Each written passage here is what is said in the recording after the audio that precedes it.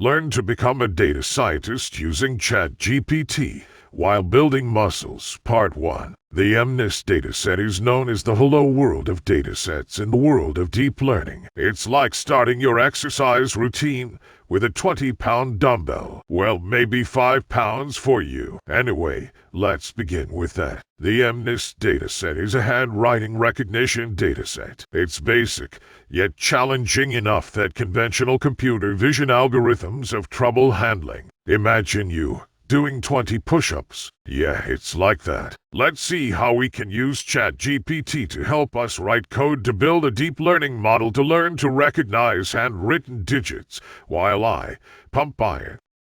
First, let's begin by asking ChatGPT to write a simple neural network using Keras to classify handwritten digits from the MNIST dataset. Here's what ChatGPT wrote as a first draft. Amazingly, this piece of code, even though a first draft, is actually perfectly fine. You can directly copy and paste the code and it will do exactly as we had asked. To make it do some more work, while I put in a few more reps, let's ask it rewrite the code using a different loss function to improve the memory usage and the speed of the learning process. And ChatGPT did an excellent job in handling the request. Next, let's turn the intensity up a level because while it is perfectly fine to use a fully connected network to learn to classify handwritten digits, it's more efficient to use a CNN network architecture. Let's ask it to do that. Within a minute, based on the new instructions, ChatGPT rewrote the entire code using conv2d